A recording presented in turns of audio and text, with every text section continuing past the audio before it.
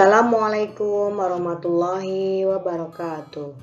Apa kabar anak-anak? Semoga kita semua selalu diberikan kesehatan dan selalu ada dalam lindungan Allah Subhanahu wa Ta'ala. Sebelum mulai pembelajaran hari ini, kita buka pembelajaran hari ini dengan membacakan basmalah bersama-sama. Bismillahirrahmanirrahim. Hari ini kita akan belajar tema 7 kebersamaan, subtema 1 kebersamaan di rumah, pembelajaran 2. Tujuan pembelajaran hari ini. Yang pertama, dengan mencermati gambar permainan menjaring ikan dan isi teks serta penjelasan guru, siswa dapat memahami gerakan berjalan di air dengan percaya diri. Yang kedua, dengan membaca dongeng, siswa dapat memahami isi dongeng dengan cermat. Yang ketiga, dengan mencermati isi teks serta penjelasan guru, siswa dapat mengelompokkan jenis karakteristik siswa. Marilah kita baca teks berikut ini sama-sama. Judul teksnya bermain menjaring ikan. Di dekat rumah Ali ada kolam renang. Hampir setiap hari Minggu, Ali bersama teman-temannya bermain di kolam renang. Hari ini, mereka asik bermain menjaring ikan. Mereka bermain di kolam yang dangkal. Dalam permainan menjaring ikan, terdapat gerakan berjalan di air. Gerakan berjalan di air, contohnya seperti ini. Dan hal-hal yang harus kita lakukan ketika berjalan di air, yang pertama adalah posisi punggung dan bahu harus tegak, supaya otot perut bekerja dengan baik dalam menahan tekanan air. Yang kedua, kedua kaki melangkah seperti saat berjalan biasa. Yang ketiga, dalam setiap gerakan melangkah, angkat juga lutut kita lebih tinggi untuk melibatkan otot perut lagi. Dan yang keempat, ayunkan juga tangan kita saat berjalan di air seperti mengayunkan tangan saat berjalan biasa.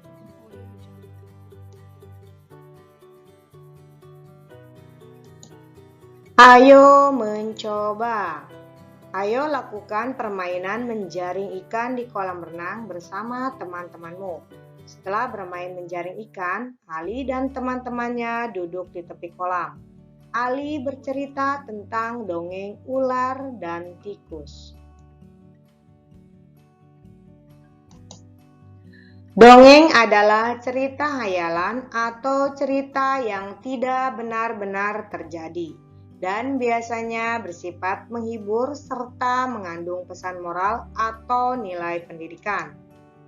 Jenis-jenis dongeng antara lain, yang pertama, fabel, yang kedua, sage, yang ketiga, legenda atau cerita rakyat, yang keempat, mite atau mitos, yang kelima, parabel, yang keenam, hikayat, dan yang ketujuh, dongeng orang pendir.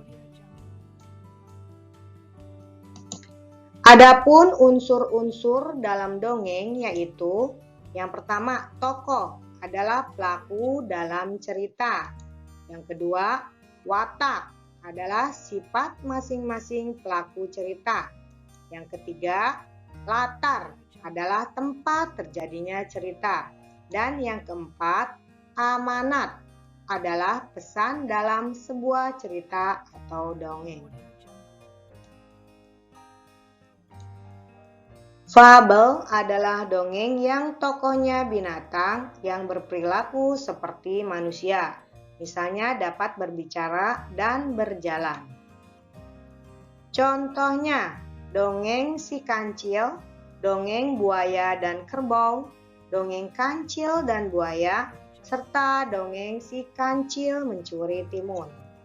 Ciri-ciri fabel adalah menggunakan hewan sebagai tokoh dalam cerita.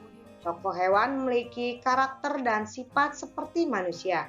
memiliki alur atau jalan cerita, dan memiliki pesan-pesan kebaikan dalam cerita. Yang kedua, sage, yaitu dongeng yang mengandung unsur sejarah atau kisah kepahlawanan. Contohnya, kisah Jakatingkir, Ramayana, Si Buta dari Gua Hantu. Yang ketiga, legenda atau cerita rakyat, yaitu dongeng yang menceritakan tentang kejadian alam atau suatu tempat. Contohnya, legenda Rawapening dan legenda Danau Toba. Yang keempat, mite atau mitos, yaitu dongeng yang berkaitan dengan kepercayaan masyarakat tentang dewa-dewa dan makhluk halus. Contohnya, mitos Nyi Roro Kidul, mitos Wewe Gombel, dan lain-lain.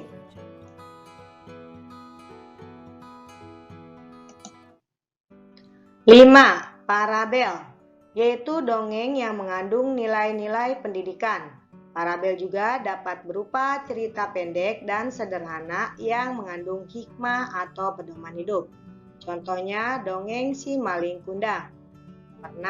Hikayat merupakan sebuah dongeng yang berkisah tentang kehebatan ataupun kepahlawanan seseorang lengkap dengan kesaktian, keanehan, serta mujizat tokoh utama. Contohnya hikayat Si Miskin, hikayat Sri Rama. Nomor 7, dongeng orang pendir adalah dongeng yang bersifat jenaka, yang menceritakan tentang pengalaman-pengalaman konyol maupun tingkah laku sang tokoh yang cerdik dan jenaka. Contohnya dongeng Abu Nawas. Ayo membaca. Bacalah dongeng fabel di bawah ini dengan membagi 3 peran, yaitu sebagai pencerita, sebagai ular, dan sebagai tikus. Marilah kita baca sama-sama dongeng berikut ini. Judul dongengnya yaitu Kecerdikan Menumbuhkan Kebaikan. Di sebuah gurun pasir, hiduplah ular dan tikus pasir. Sebenarnya sang ular sangat ingin memangsa tikus. Sedangkan tikus berusaha mencari akal agar ular tidak lagi berniat memangsanya. Saat itu sang ular sangat lapar, padahal ia sedang tidak mempunyai sedikit pun makanan. Sedangkan tikus yang berada tidak jauh dari sang ular sedang asik melahap makanannya. Sang ular merasa tidak senang melihat kelakuan tikus.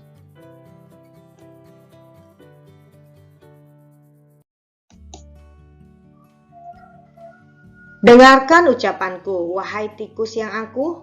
Aku pasti akan mendapatkan tubuhmu yang mungil dan lezat itu. Hei ular, berusaha dan bekerjalah. Jangan hanya berani mengancam. Kalau hanya mengancam, seekor semut pun bisa. Sang ular sangat marah mendengar ejekan tikus. Dia lalu kembali ke sarangnya dengan perut yang lapar. Sedangkan tikus masih lahap dengan makanannya. Waktu terus berjalan, tetapi ular tidak juga menemukan makanan. Ia juga enggan untuk keluar dari sarangnya. Sementara itu, tikus sudah lelap dalam sarangnya. Ular yang masih dalam keadaan lapar segera mengendap-endap mendekati sarang tikus meski ia masih sangat kesal terhadap tikus. Dan kini ular telah berada di sisi tikus yang sedang tidur pulas.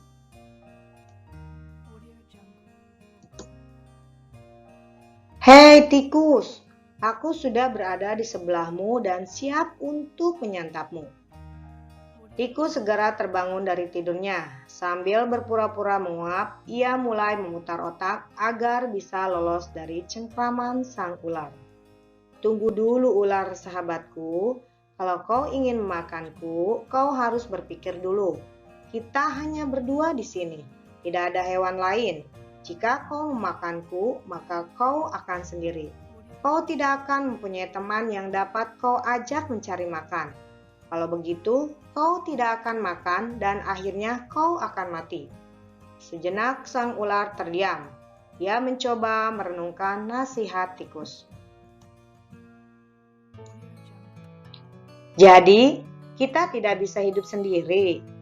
Tentu, bukankah kita bisa berteman dan tentunya kita dapat mencari makan bersama? Bukankah itu lebih menyenangkan daripada nantinya setelah kau memakanku, kau hanya akan hidup sendiri? Ular mengangguk tanda mengerti. Baiklah kalau begitu, maafkan aku.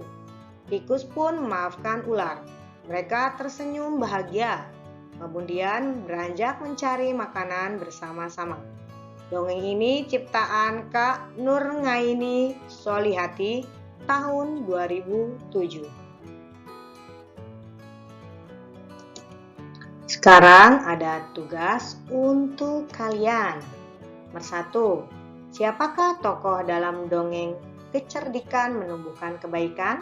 Dan nomor 2. Tuliskan watak sang ular. Silakan kalian kerjakan tugasnya di buku tugas.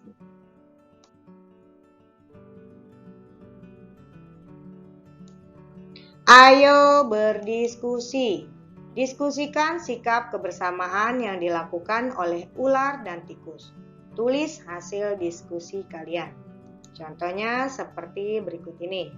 Sikap kebersamaan yang dilakukan ular dan tikus yaitu mereka memutuskan untuk berteman dan mencari makan bersama-sama.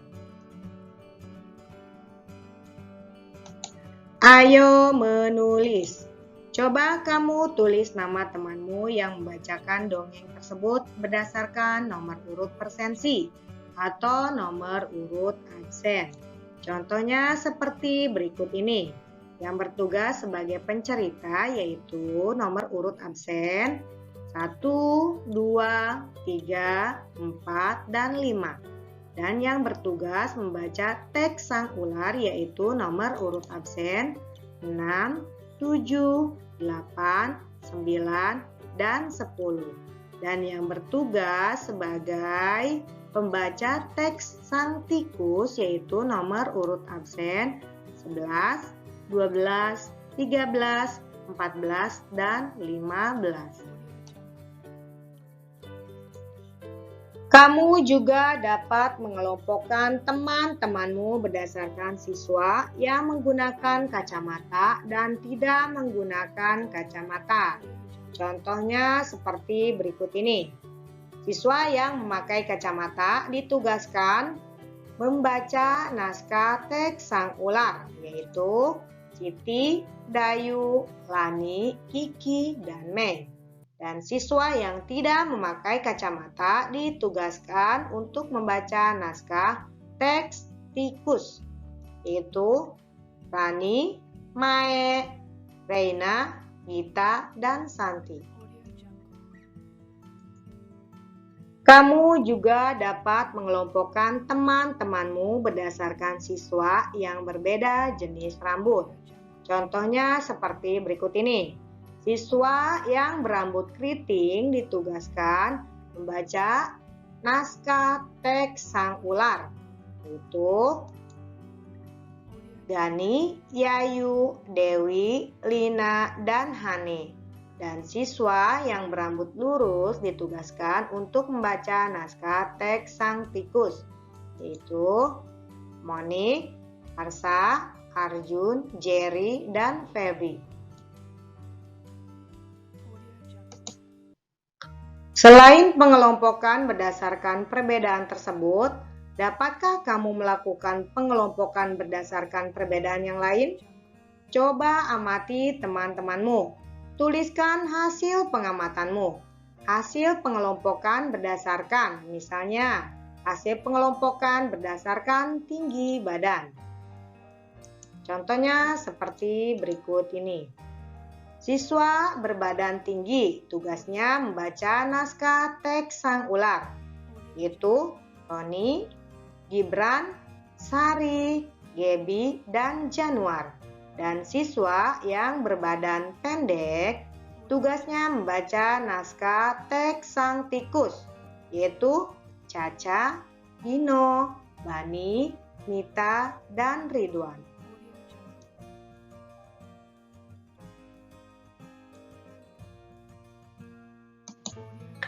Ayo berdiskusi.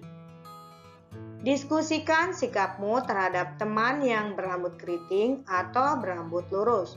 Tulis hasil diskusi kalian. Contoh hasil diskusinya yaitu sikap kita terhadap teman yang berambut keriting atau berambut lurus adalah tetap berteman dengan rukun, tetap menghargai dan tidak mengejek, dan tetap berteman dengan baik karena perbedaan itu indah.